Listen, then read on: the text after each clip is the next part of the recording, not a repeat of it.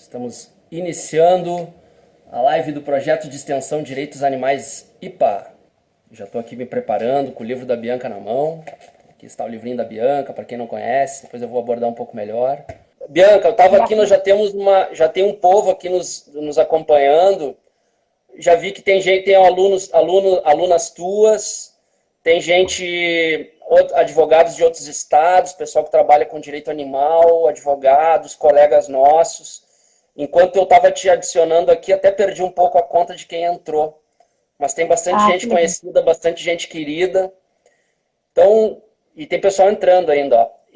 Então, desde já, eu queria agradecer a todos que estão nos acompanhando agora.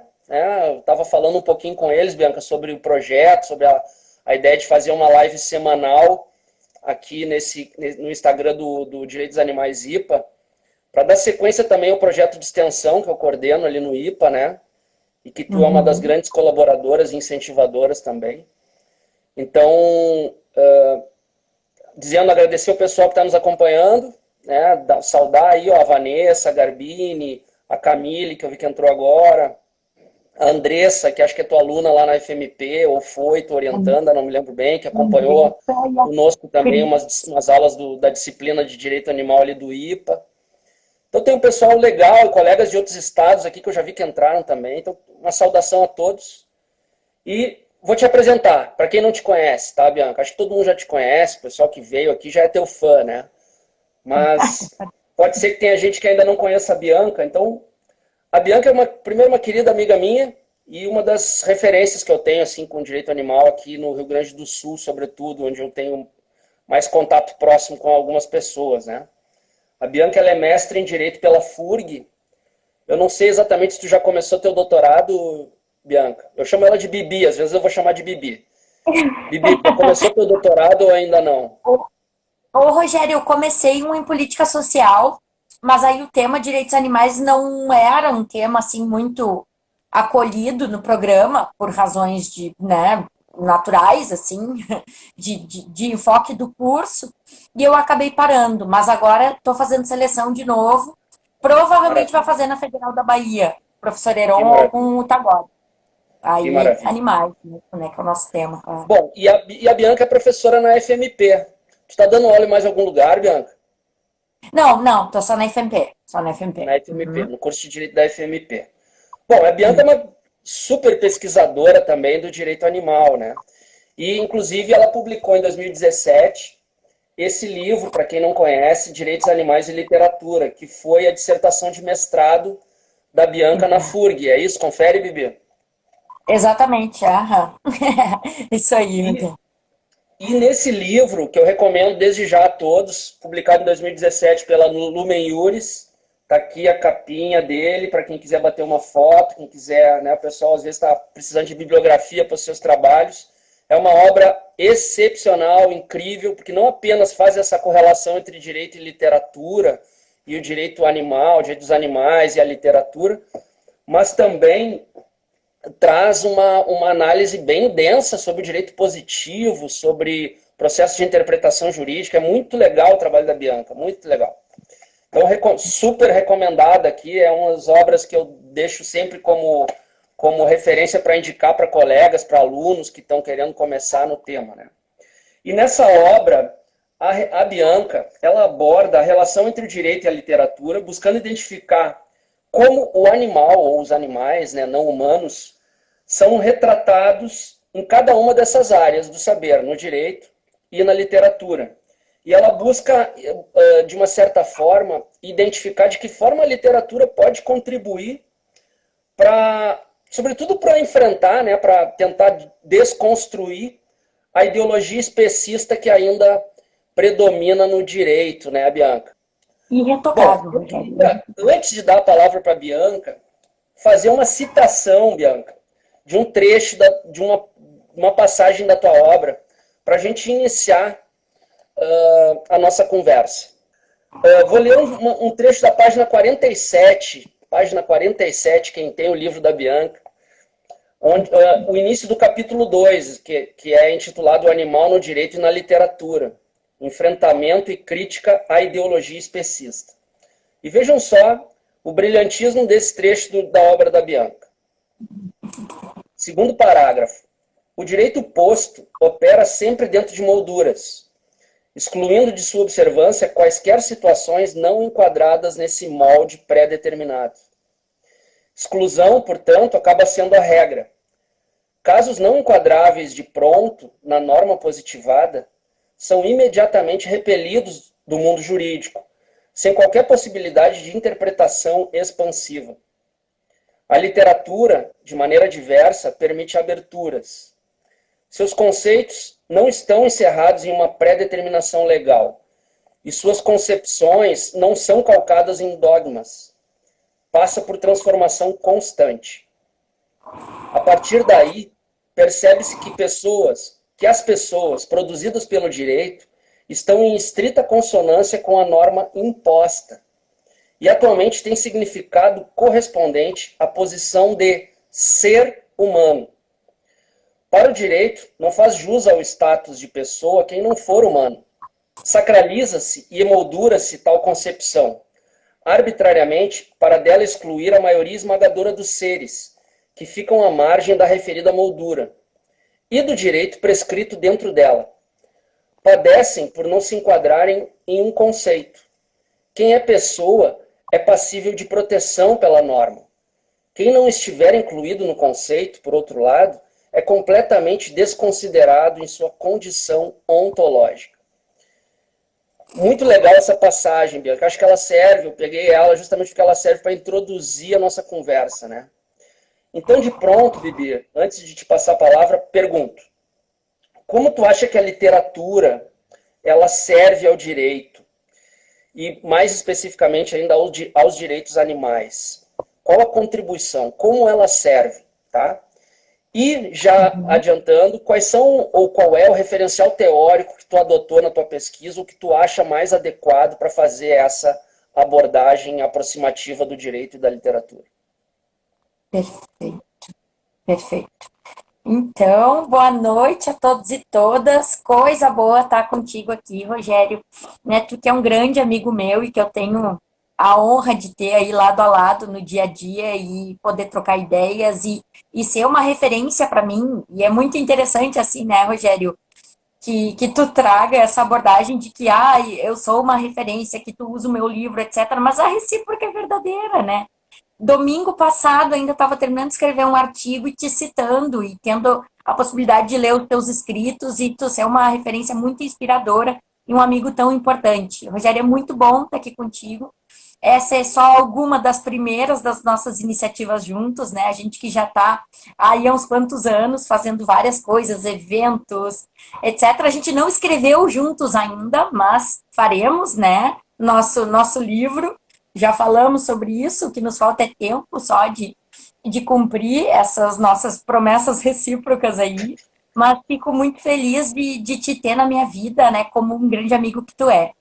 E gostaria de cumprimentar todos e todas que estão aqui presentes, já vi várias orientandas, a Amanda, a Andressa, a Helena, a Cris, que já até formada e que teve realmente o recorte no TCC bem em Direito e Literatura. A Cris pesquisou Clarice Lispector no TCC dela e fez o que eu nunca tinha tido tempo de fazer, que é um trabalho só voltado para Clarice. Então é bom quando os orientandos ainda cumprem os nossos... Cumprem não, né? Mas realizam os nossos desejos através da sua escrita. Então, é como se fosse também uma parte, assim, da nossa produção. Eu fico muito feliz, assim, de poder acompanhar trabalhos como esses. E lá na FMP, todo semestre a gente tem, assim, 3, 4 TCCs de direitos animais que vão para bancas com rendimentos muito interessantes, com trabalhos muito bem escritos. E eu estou prometendo aí também um livro organizado daí, com esses trabalhos, assim, né, Rogério? Então, assim, e te uso como inspiração, né, na verdade, porque queria ter o fôlego que tu tens com esse teu projeto do IPA, que é um projeto de extensão belíssimo. O canal do YouTube é uma riqueza, passo indicando ele para os meus alunos também na FMP, porque aquele canal, assim, tem joias raríssimas, palestras maravilhosas de grandes pensadores desse nosso tão caro direitos animais, né?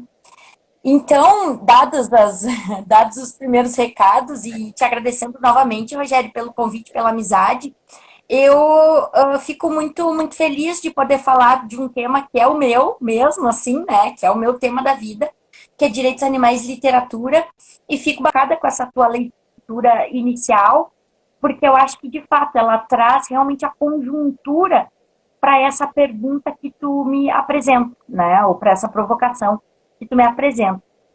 Como que a literatura, então, serve ao direito? Como que ela serve aos direitos animais? E como que a gente pode pensar em esse enquadramento? Eu acho que a gente não pode pensar em termos muito formais, em termos muito emoldurados, como, por exemplo, fonte formal do direito, porque a gente justamente aí estaria reduzindo a literatura a algo que ela não é, uma moldura ou uma forma, simplesmente. Então, eu acho que a primeira reflexão que a gente pode fazer é justamente essa que tu trazes, né? A literatura como uma possibilidade de repensar o direito nesse seu viés reto, frio, dogmático que ele tem. Eu acho, então, que a primeira serventia da literatura é realmente tensionar esse papel de moldura, esse papel excludente do direito. Né? O Kafka dizia que a lei é pura forma vazia e sem conteúdo. Ela é só restrição. Ela é toda realmente um meio de decidir quem é para o direito e quem não é. A literatura, de modo contrário, ela opera justamente para tensionar o instituído. E, portanto, ela vai questionar o próprio direito como meramente instituído. Eu acho que a literatura, então, por exemplo, ela serve ao direito à medida em que ela permite, talvez, a gente pensar o direito também como instituinte de novas condições. O direito não só posto, mas aquele direito que propõe, aquele direito que põe novas condições. Acho que esse seria o primeiro papel da literatura, assim, né, dentro da conjuntura do direito. E nos direitos animais, isso é muito latente à medida que, na literatura, as pessoas da literatura são os personagens. E os personagens, como a gente bem sabe, podem ser humanos ou não. Machado de Assis trazia lá, no Quincas Borba, um Quincas Borba ser humano, que era o filósofo, que ao fim e ao cabo enlouqueceu, né? Que ao fim e ao cabo começou a delirar, mas numa condição ontológica, enquanto indivíduo que era, também o Quincas Borba cão. O Quincas Borba, que não era menos personagem, que não era menos importante que o próprio filósofo. Então, só nesse exemplo, a gente consegue ver esse dimensionamento do que é um sujeito para a literatura. Claro que não é o único exemplo. Por exemplo, e aí eu posso já trazer algum, sem querer adiantar muito o assunto, mas a baleia de Vidas Secas não é menos personagem, muito pelo contrário, do que qualquer dos indivíduos da família, que a gente sequer sabe o nome. Então, lá em Vidas Secas, os indivíduos humanos não têm nome. A baleia tem. Então, isso já é uma quebra de paradigma em relação ao direito, como é, muito grande, assim. Né? Então, o direito e a literatura, eles têm muito a aprender um com o outro, porque também o direito, e eu não quero desmerecer a nossa tão amada ciência jurídica, porque o direito ele tem um viés ético, e ele costuma querer, nem sempre ele consegue, aliás, ele é bastante incompetente nisso, mas ele tem por dimensão a ética. A literatura também não tem. A literatura é tão livre, tão livre, tão livre, que às vezes ela vai trazer parâmetros éticos claros, às vezes ela vai arrepiar esses parâmetros éticos, né? E aí, Rogério, se tu me dá licença, eu queria até só ler um trechinho do Terry Eagleton. E aí é uma das primeiras referências que eu trago à guisa de construção teórica. O Terry Eagleton tem várias obras sobre ideologia, sobre crítica literária, mas nessa obra aqui, que eu cito, em especial, ele vai dizer que a arte não pode ser reduzida à ideologia. Então, ela representa as diversas maneiras imaginárias com que a sociedade vive e concebe o mundo real. E não se limita a refletir essa experiência passivamente. Às vezes, ela encontra-se imersa na ideologia e, portanto, ela só reproduz os valores que a ideologia preconiza. Às vezes, ela questiona. E eu acho que isso é um valor, à medida em que é tão livre que a literatura sempre propõe respostas que o direito não tem coragem de propor. E por sempre propor, ela consegue mudar. O direito tem muito mais dificuldade de mudar. Né? Então, acho que essa seria a grande lição da literatura para o direito ou para os direitos animais, à medida que poderia, então, nos permitir repensar o próprio conceito de pessoa, de personagem, de sujeito, ou seja lá o que for. Né? Sem dúvida. Esse teu trabalho é muito legal porque tu, em toda a leitura que tu faz, os diferentes autores que tu traz no teu texto, tu procura identificar esses pontos para a gente aplicar depois na interpretação e numa reflexão sobre a nossa relação com os demais animais e como isso pode ser eventualmente repensado, né, no âmbito do direito a ser aplicado, né. E é muito legal, muito bacana os exemplos que tu traz. Depois nós vamos entrar neles um pouco mais concretamente, assim, porque eu peguei alguns que me chamaram bastante atenção, assim, que tu aborda no teu livro.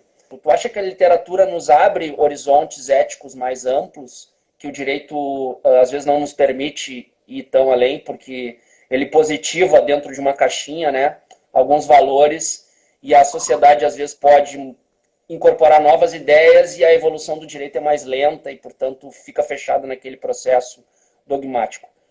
O que tu pensa sobre isso, sobre a questão da ética na comparação literatura-direito? Rogério, até de fato, né, eu falava que a literatura, ela talvez não tenha a preocupação, ela não tem, digamos assim, um comprometimento com a ética e ou com a moralidade. Ela é tão livre, tão livre, tão livre, que ela não tem essa relação ou essa pretensão. O direito, pelo menos com a moralidade, ele tem, né? Com a ética a gente também poderia questionar, porque com a ética eu acho que não há um comprometimento, eu acho que há um comprometimento com os valores que aquela sociedade, naquele momento histórico, entende como passíveis de valoração ou de escolha, de proteção. Então, me parece que o direito, ele é moral. Ele é, então, ligado a uma sociedade num determinado tempo. Não ético, portanto, não ligado a uma condição universalizante, né, em que todos vivem bem, em que todos são igualmente protegidos, né, ou que ninguém é rechaçado nessa sociedade. Então, o direito, ele já tem essa falha, ele tem a falha da reprodução da moralidade apenas, né, e via de regra ele não vai conseguir alcançar a ética, porque quem constrói essa visão moral do direito é um determinado tipo de indivíduos, que nesse caso são humanos, provavelmente brancos, provavelmente classe média alta, e com uma condição de vida que, regra geral, reproduzem esses interesses, reproduzem os interesses dessas pessoas com essas condições de vida. E isso, então, acaba por dar para o direito uma impossibilidade ética, pelo menos até que daí aqueles marginalizados, até que aqueles que não foram incluídos na norma até aquele momento, se insurjam, e aí a importância dos movimentos sociais, né, e digamos assim, dos subsistemas que compõem a sociedade que vão ajudar a alimentar o direito. E aí, por isso, o direito é tão lento, porque ele geralmente muda por meio de reações, né, daqueles segmentos insatisfeitos com as normas. A literatura, ela opera diferente, me parece. Ela opera sempre pela pluralidade. E aí, ela não é mais ética, necessariamente, mas ela é tão plural. Logo, a qualquer momento, ela pode ser tensionada por qualquer um.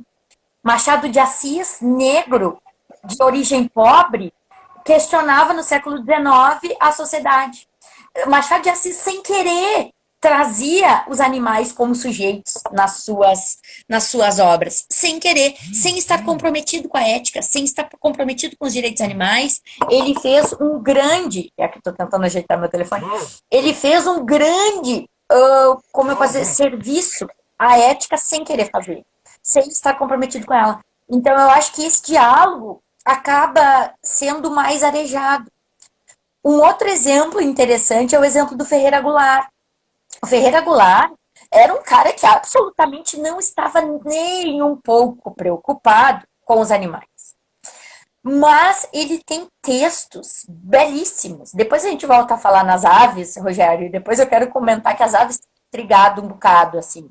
A Andressa, a Cris e algumas outras aqui já devem ter me ouvido falar sobre isso, que eu estou num momento de questionamento da relação humano-ave. Tá? E isso realmente tem tirado assim, alguns dias, eu estou escrevendo sobre, está sendo um processo interessante. E o Ferreira Goulart foi o meu ponto de partida para essas reflexões. Olha só, ele que não tinha nada a ver com a história, que não estava nem um pouco preocupado. E aí, em um texto dele, se eu não me engano, é o Frango Tite, que era uma crônica, um conto dele, muito interessante, depois eu posso falar um pouco mais sobre isso, mas em Frango Tite, ele começa o texto assim: alguém um dia há de escrever, e aí ele insiste de maneira muito contundente assim, que alguém um dia há de escrever o papel da galinha no imaginário nacional, ou na psicologia nacional. Então ele propõe, de certo modo, que alguém escreva a sociologia da galinha. E isso me tira, assim, as noites pensando, volta e meia, estou rabiscando sobre isso, assim, porque realmente... E tu vê, assim, não era a intenção do cara, absolutamente, né?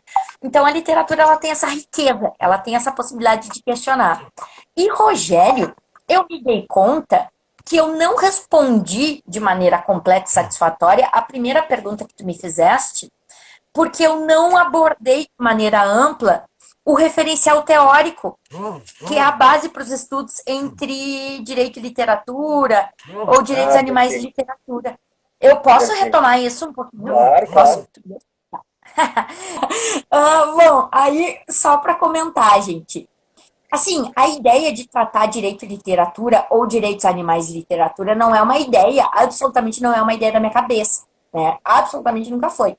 Então, tem autores muito importantes que já tratam desse tema e que já fazem essas interlocuções desde a década de 60, década de 70 do século XX.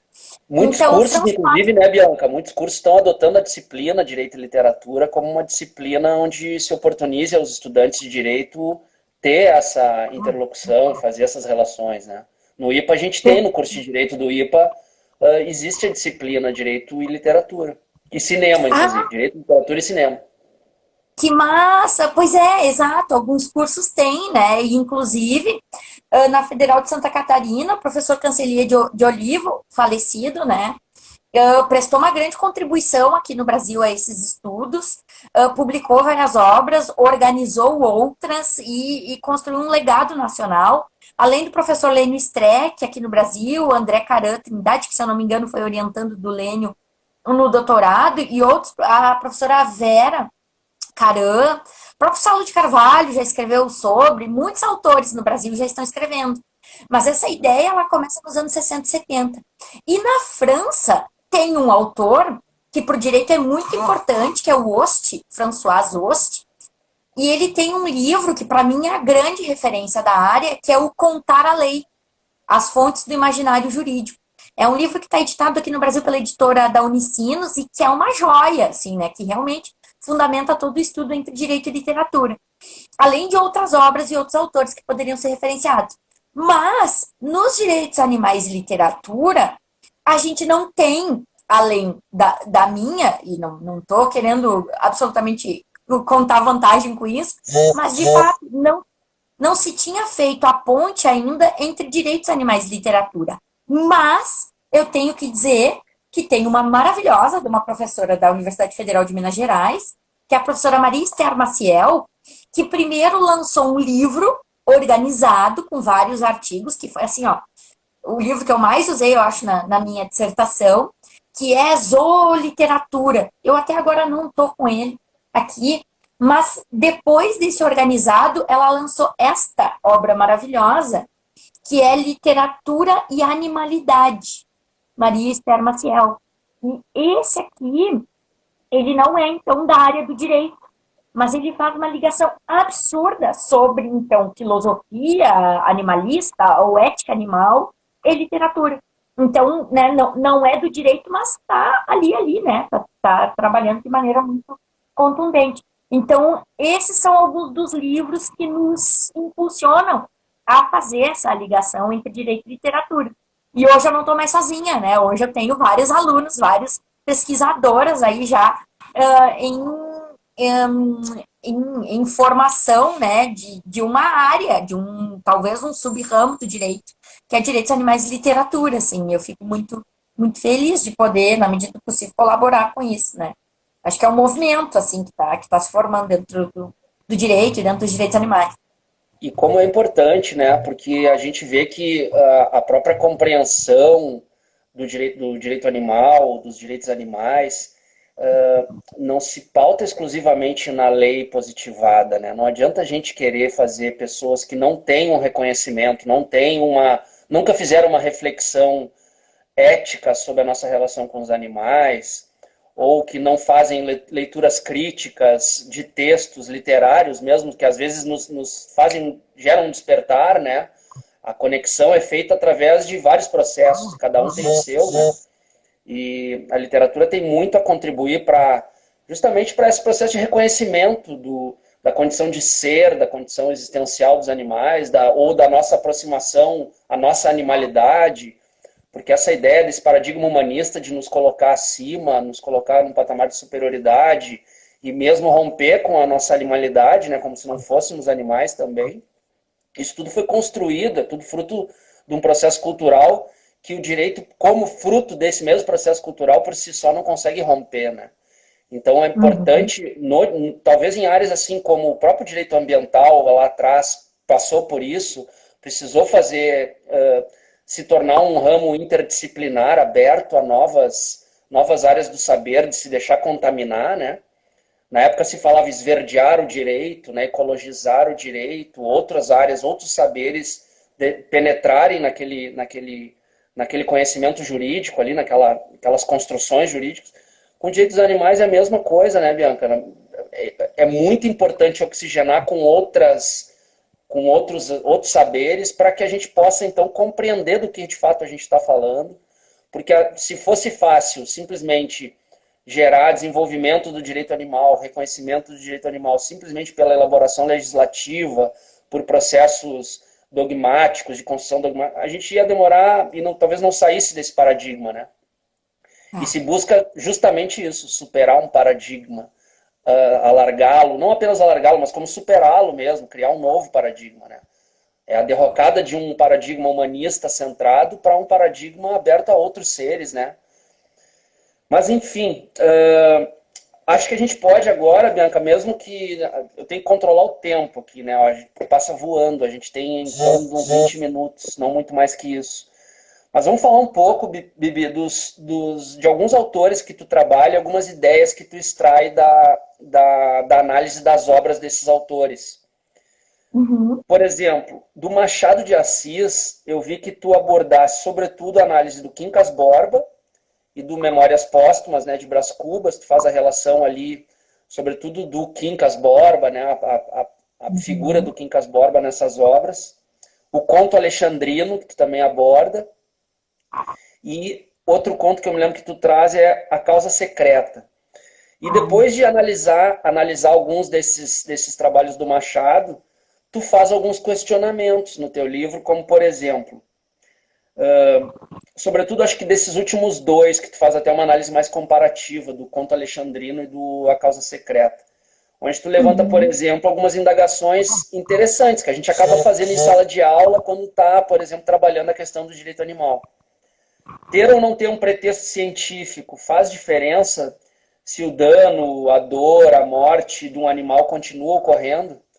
Então a gente vê que essa é uma discussão de cunho ético, muitas vezes, que a gente faz ao analisar, por exemplo, uma lei Arouca, leis que autorizam experimentação animal, né? E esses temas, eles acabam sendo também, de uma forma ou de outra, trabalhados na literatura, e em contos, assim, que aparentemente não tem nenhuma conexão direta com esse tema, e a questão ética do uso do animal, da experimentação do animal para benefício humano, ou mesmo para fins alimentares, a morte do animal, que às vezes passa batido como sendo algo extremamente necessário de ser feito.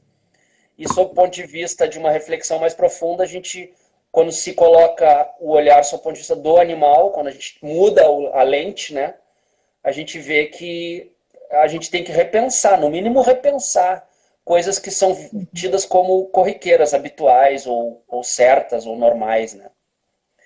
Então eu acho bem legal a análise que tu faz do Machado, né, se matar em nome da ciência ou da alimentação não é tão morte quanto aquela que decorre até mesmo de uma psicopatia, que a gente tem a tendência de achar que a morte errada é aquela que decorre só da psicopatia, da violência, da loucura. E tem outras mortes que a gente entende como normais, como necessárias, né? E isso em alguns contos é até mesmo como questionado, ou trabalhado de uma forma, seja sob o ponto de vista da loucura do intérprete que faz essa análise, seja sob o ponto de vista do que isso gera na nossa cabeça, né? A reflexão que aquilo vai nos proporcionar, né? Eu não sei se tu tem alguma coisa mais a dizer sobre a obra do Machado em específico, que te chama a atenção, assim, que tu acha interessante de destacar. Ô, Rogério, acho que essa tua provocação sobre o pretexto científico para, né, o uso e a morte dos animais, eu acho que é uma questão bem interessante, porque talvez ela nos permita realmente aprofundar muito a questão de se pode usar animais ou não, e a que pretexto, então? Quando que seria justificável usar um animal? E aí a gente vai ter duas respostas para isso. A resposta que a própria filosofia dos direitos animais nos fornece. Eu, daqui um pouco eu respondo de maneira mais direta a tua pergunta, mas é que agora tu me provocou isso e eu só queria fazer uma reflexão sobre isso. Que é a questão, então, de, tá, para curar o câncer, nós podemos matar animais, nós podemos, então, colocá-los em jaulas e testar medicamentos e fazer, né, um uso, então, justificado, um uso utilitarista desses animais. E aí é muito interessante, porque, então, alguns filósofos, como, por exemplo, Peter Singer, no Libertação Animal, ele vai, por ser utilitarista e por, então, seguir uma linha filosófica de Bentham, Stuart Mill e outros autores, ele vai entender que se aquele uso gerar mais felicidade do que sofrimento, e parece que sim, a cura do câncer ou do HIV ou de qualquer outra enfermidade humana geraria mais felicidade do que aqueles animais que foram, né, do que a tristeza causada ou o sofrimento causado pelos desses animais. Então, a partir de um cálculo que positivo permitisse o uso de animais, poderíamos então usar os animais. E aí a gente vai chegar ao utilitarismo, a gente vai chegar ao que no direitos animais a gente chama de bem-estarismo animal, ou bem-estar animal. Bom, mas, por outro lado, vem depois Tom Regan, e num livro Jaulas Vazias, vai entender que se os animais sentem o que lhes acontece, e se eles sofrem, têm a capacidade de sofrer, como de fato tem, Declaração de Cambridge de 2012 vai deixar isso muito claro, né? Ratificada por N cientistas que vão afirmar, então, que os animais sentem, sofrem. Inclusive, dentre esses cientistas, Philip Lowe e nada menos do que Stephen Hawking, né? Então, sim, eu acho que a gente tem embasamento científico de sobra para dizer que os animais sofrem. Tá, se eles sofrem, o Tom Regan vai dizer, eles são sujeitos de uma vida, exatamente como nós. E se são sujeitos de uma vida exatamente como nós, não merecem sofrer, não importa cálculo utilitarista. Cada indivíduo tem o direito de não sofrer. E aí é muito interessante que daí nessa perspectiva a gente chegaria então à perspectiva de abolicionismo, de realmente não há desculpa humana que permita o uso de animais. Não preciso dizer qual das duas eu prefiro, né, enquanto linha teórica. Então, os animalistas tendem a defender essa linha do, bom, cada indivíduo importa e cada indivíduo tem o direito de não sofrer. Bom, mas isso aí, então, é uma interlocução só porque Rogério me permitiu refletir por isso. Assim. Quanto ao Machado de Assis, aí agora entrando para tentar responder de fato a pergunta que meu amigo me fez. Quanto ao Machado de Assis, ele provoca sem querer, né? Ele provoca porque é um gênio. Ele consegue tocar em assuntos que ele nem era comprometido em refletir. E no conto alexandrino, por exemplo, que é um conto que se passa em tese há 2000 anos atrás, e que dois filósofos lá querem fazer testes com animais, e aí o imperador prende eles por uma perseguição política lá, e condena eles a serem, eles, os humanos, a serem as cobaias dos testes. Bah, daí é diferente, né? Aí como assim nós vamos testar com os humanos agora? Como assim os filósofos vão ser as cobaias que eles, né, que eles pretendiam usar animais para serem as cobaias, né? Esses dois filósofos que são condenados a serem as cobaias, enquanto alexandrinos, são condenados por, enfim, por um desacerto com o imperador, mas eles, filósofos, queriam usar ratos, leões nas suas pesquisas. Então, gente, o Machado de Assis no século XIX estava refletindo sobre testes com animais, e se daqui um pouco refletir sobre, tá, peraí, se a gente fizesse com humanos seria justo? Não, não seria. Então, por que a gente está fazendo com animais, né? É incrível, o Machado de Assis é genial. E aí, Rogério, se me permite também já comentar alguns outros autores, eu acho que daí então o Machado, ele permite, né, por meio do conto alexandrino, da causa secreta. A causa secreta é interessantíssimo também, que é um médico que gosta, que escolheu ser médico porque gosta de ver a dor. E aí ele gosta de ver a dor tanto dos humanos quanto dos animais, né? Aí tem cenas de passagens do texto que são interessantíssimas. Esses dias eu estava vendo uma palestra do professor Daniel Lourenço, que é incrível também, né? Que é outra pessoa que eu admiro muito. E ele falou ainda sobre outros pontos que eu nem tinha me dado conta, que é a crônica dos burros e a greve dos açougueiros. Depois, agora, para as próximas obras, eu quero ver se faço uma interlocução com esses textos também, que ele chamou a atenção. Segunda edição do livro, né, Bianca? Oi? Segunda edição do livro, que eu tenho que providenciar, aliás. Boa, gente. Enfim, Bianca, aí assim, ó, ele...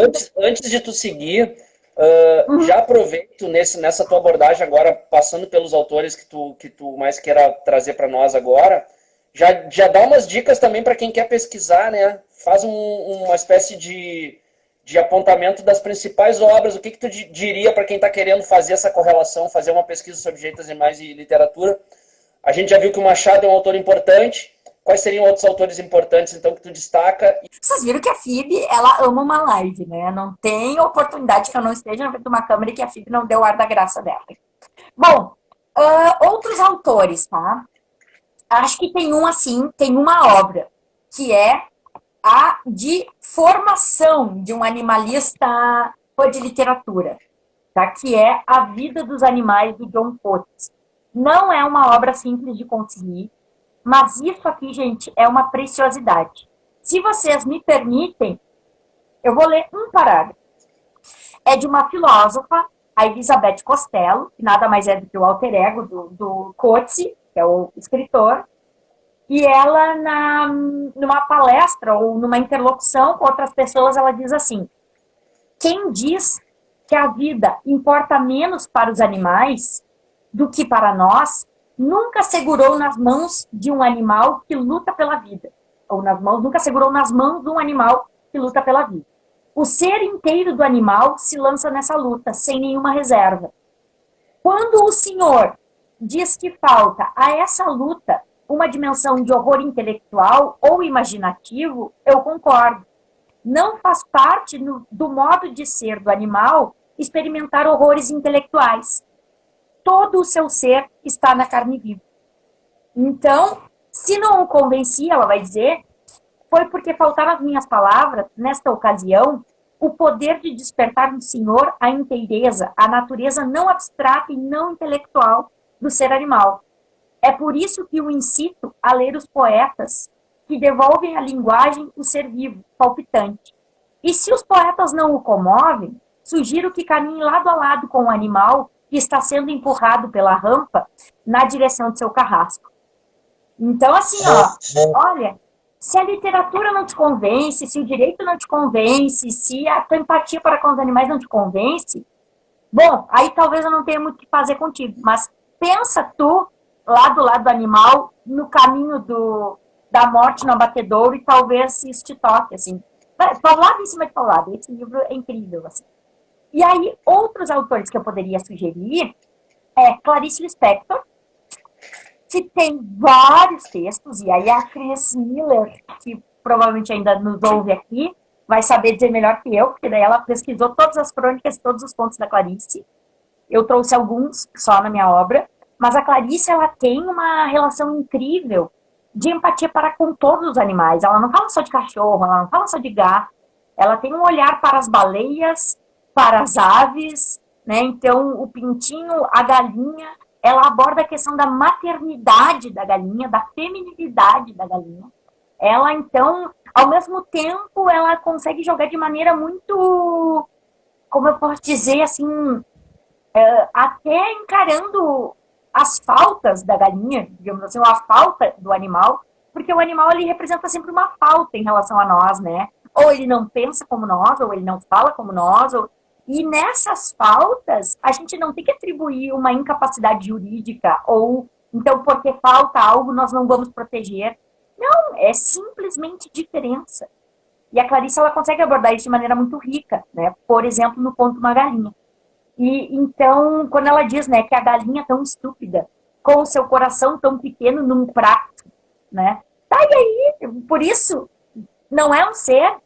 E no mesmo texto ela vai dizer, a galinha é um ser, né? Bom, e isso é riquíssimo, que ela Nesse consegue... conto da Clarice, nesse conto da Clarice é muito legal porque ele retrata, me corrija se eu estiver errado, mas ele retrata a história de uma galinha que foge no ato quando ela se depara com o ato de ser abatida. Então ela fica tensa, fica nervosa, se desespera e foge e acaba sendo capturada, não é isso? E aí, Exato. e aí ela bota um ovo. Nesse momento de tensão, de aflição dela, ela acaba botando um ovo. E isso reflete muito isso que tu trazes, né? Essa questão da maternidade, da feminilidade, de como ela também ficou ali protegendo aquele ovo. E isso foi percebido por quem estava interagindo com aquela galinha. E aí até eu te provoquei, a gente pensou assim, esse conto, me lembro de outra vez que tu foi no IPA, a gente já tinha até mais ou menos falado sobre isso. Esse é um conto muito rico para a gente pensar essa relação, né, Bianca, das aves poedeiras, do sistema de confinamento, que são absolutamente violadas na sua dignidade, inclusive como nesse aspecto da maternidade. O descarte dos pintinhos machos e como isso deve gerar um sofrimento para esses animais, né? Nesse sistema de confinamento, inclusive, né? Esse conto é muito interessante. Numa galinha, então, a Clarice, ela vai... E assim, é um conto de 4 páginas, é incrível. E eu acho que a Clarice, ela se caracteriza muito por isso, né? De ser uma autora muito difícil, porque ela, em uma página, ela traz tanta coisa e tanta reflexão que tu nem dá conta de abordar, assim. E eu acho que quando ela vê na galinha, então, na ave fêmea, um ser, ela permite uma série de reflexões e de construções depois disso, assim. Então, e acho que ela traz, inclusive, um aspecto de gênero, né? Então, a galinha, ela é sempre um bicho estúpido, ela é sempre um ser frágil, e ela sempre está numa condição de vulnerabilidade. A Phoebe não para de passar, ela fica andando de um lado para o outro, na frente da câmera, coisa triste. Bom, então, por outro lado, o galo, se a gente parar para pensar, ele é sempre bravio, guerreiro, forte. Ele sempre simboliza uma força, algo que na galinha não há, algo que na galinha é ausente, né? E aí a gente poderia trazer até Boaventura de Souza Santos para pensar aí a sociologia das ausências aplicada à galinha, né? Porque, na verdade, a galinha, a gente poderia pensar, e acho que os números vão confirmar isso que eu estou aventando aqui, que é provavelmente recortado espécie e gênero. Então, é o indivíduo cuja espécie e cujo gênero olha, com vantagem sobre quaisquer outras formas de exploração, com muita vantagem, é o que o ser humano mais explora, mais coisifica e mais desconsidera. Então, estima-se que cerca de pelo menos 5,5/6 bilhões de galinhas são mortas para consumo de sua carne por ano.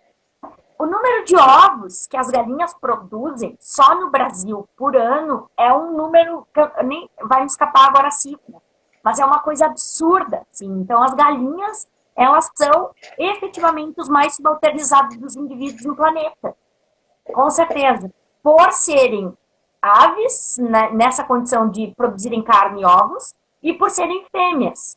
Então a gente poderia pensar também, né, de que modo a exploração da galinha mais do que a do galo, da vaca mais do que a do boi, da porca mais que a do porco, também não tem um outro significado, acho até que não é o que motivou, mas há um outro significado de manutenção até de um escalonamento de uma hierarquia de gênero também, né? Que reforça outros discursos de subalternização. Então, não se subalterniza só um animal ali, se subalterniza uma fêmea, sobretudo, sabe?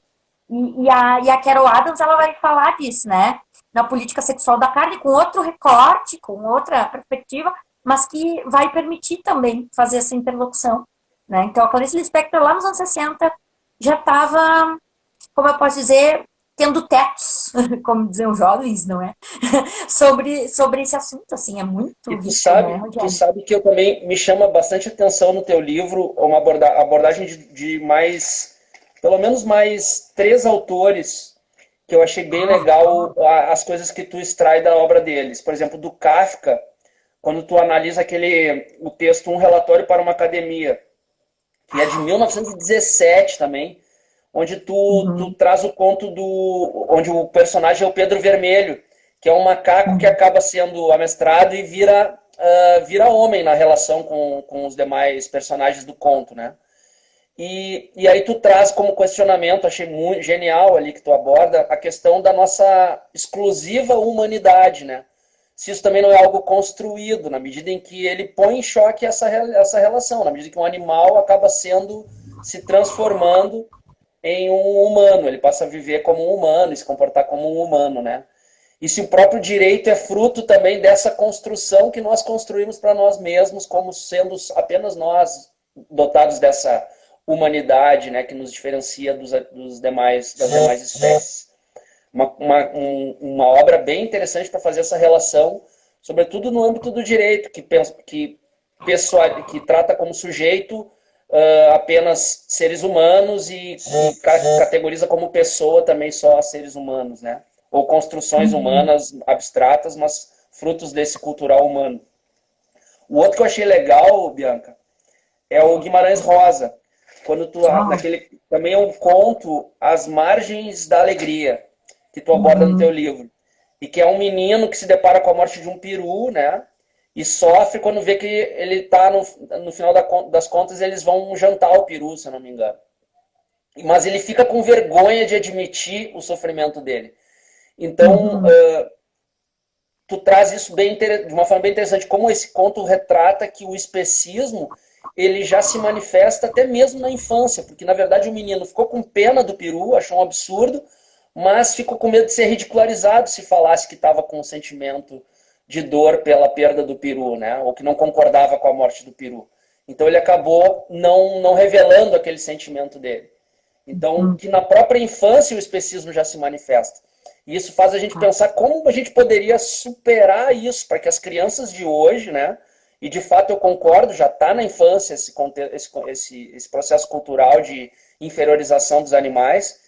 Como pensar, e tem muita gente trabalhando essas ideias de uma educação animalista desde cedo, né? Para criar novos olhares, novas percepções nas pessoas, à medida que elas vão amadurecendo e vão tendo mais influência nos processos sociais e nas decisões que vão importar e repercutir na vida dos animais, né? E o outro autor, Bia, eu estou correndo aqui porque eu estou vendo que o tempo da live já está meio que indo. É o próprio Graciliano Ramos, no Vidas Secas. Depois tu Ah, só complementa. No Vidas tá. Secas, quando ele fala um pouco das questões do animal na família e até mesmo em famílias que acabam tendo problemas e muitas vezes isso acaba sobrando para os animais e gera até processo de abandono. E hoje a gente está Uhum. no direito animal trabalhando muito essa ideia da família multiespécie, o pet Perfeito. ganhando um papel diferenciado nesses contextos familiares, né?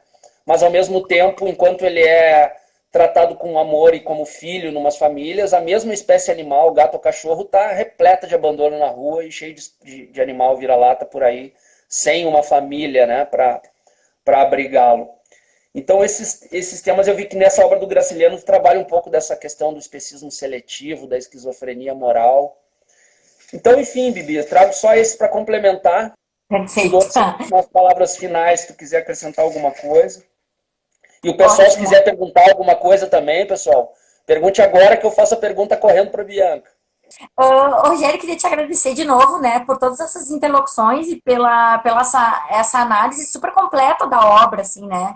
Acho que tu traz de fato os principais textos e consegue abordar, acho que alguns dos pontos mais curiosos que eu acabei levantando, assim, ao longo da pesquisa.